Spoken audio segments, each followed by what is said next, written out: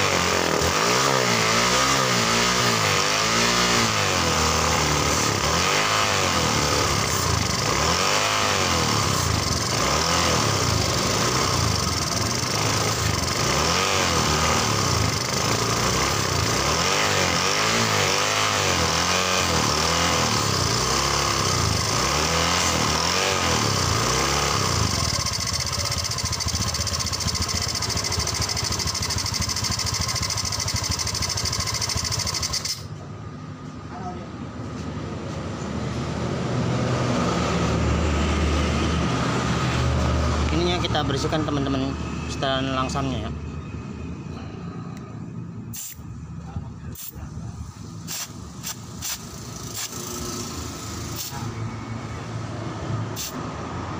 Jadi ininya kira-kira terbebas dari kotoran juga ini setelan langsam ininya.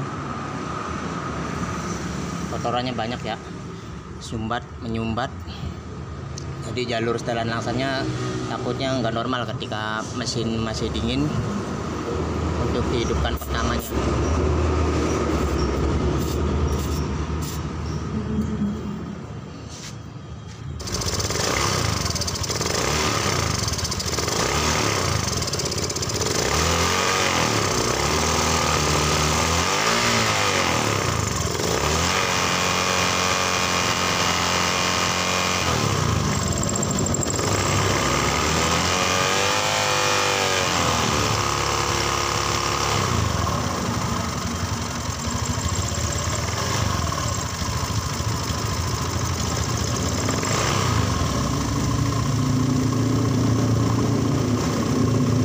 Oke teman-teman, ini standar putarannya motor ini di 3 putaran ya.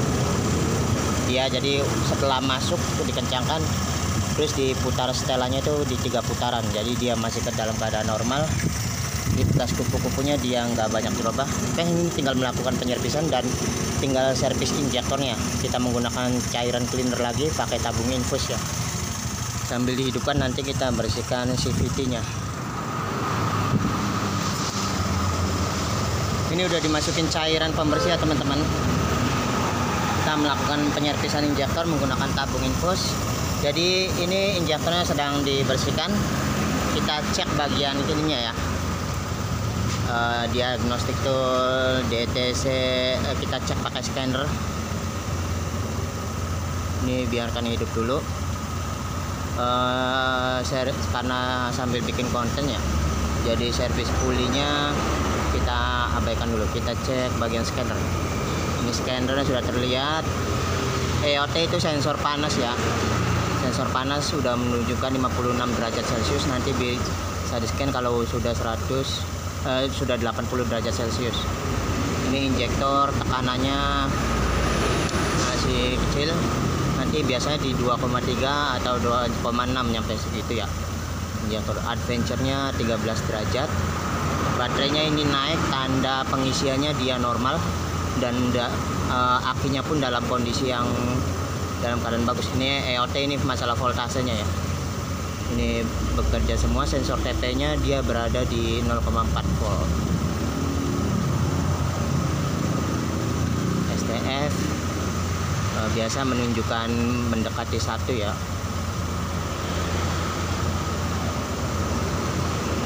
Mana STF-nya? Oh, ini altitude ketinggian.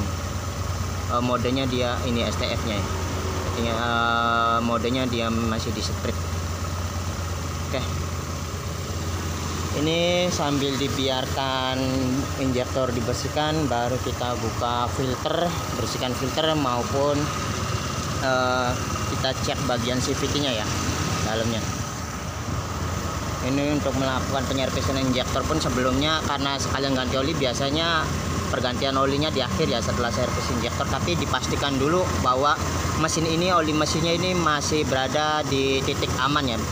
Artinya itu oli mesinnya masih ada. Kalau berkurang ya maka ganti oli mesin dulu. Ini injektornya sudah di 2,3 ya.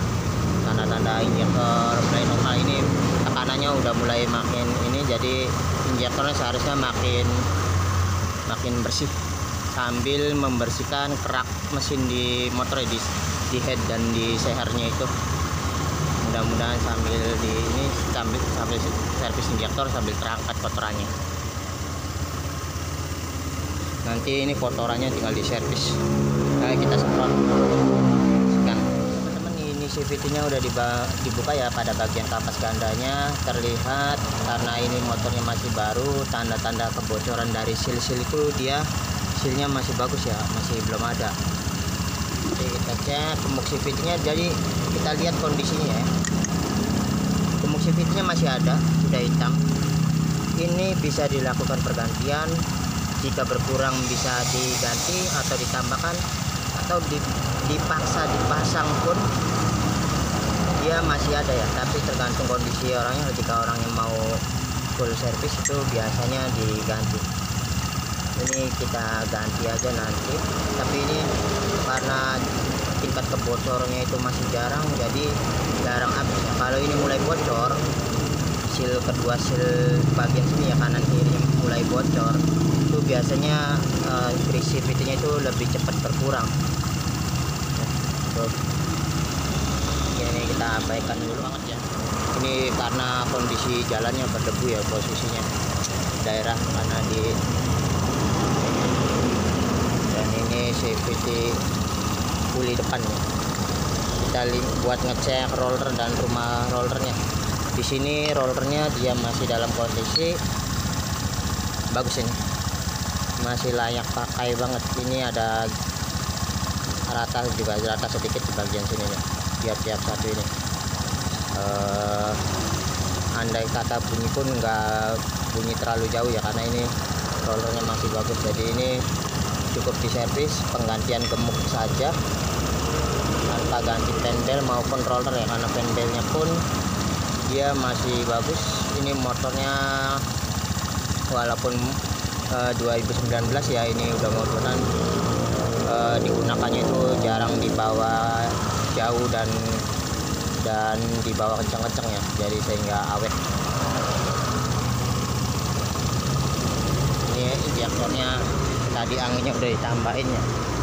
Tuh, kalau udah mau 2 bar lagi, karena ini cairannya masih ada belum habis, kita hidupkan lagi kompresor untuk mencapai 3 bar.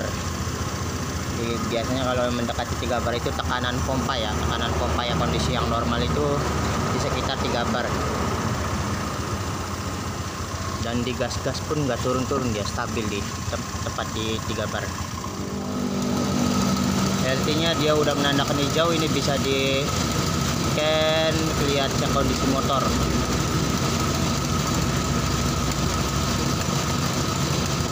Kita minimal melihat garis-garis besarnya ya, ini kondisinya normal semua. Padahal ini saya putaran langsungnya 1776 rpm, tapi dia stabil normal. Baterai bagus, tidak ada permasalahannya, paling di injektornya yang perlu di. Oke, begitu saja teman-teman. Ini servis injektor udah perlu tetap dilakuin, dan CVT nya itu dia nggak ada masalah, jadi cukup dibersihkan, diganti-ganti gemuk CVT, dan rollernya itu nggak perlu diganti, diapakan. Jadi gitu aja sih. Ini nanti dibersihkan semua. Jadi ini namanya perawatan ya, bukan penggantian part-part yang diganti. Fungsi service ini untuk mengetahui kemampuan part-part yang bergerak itu sampai di mana ya, terutama bagian injektor dan lain-lainnya untuk mengecek pakai scanner. Oke, begitu saja, sekian dan terima kasih, karena ini kerjaannya masih perlu banyak praktek.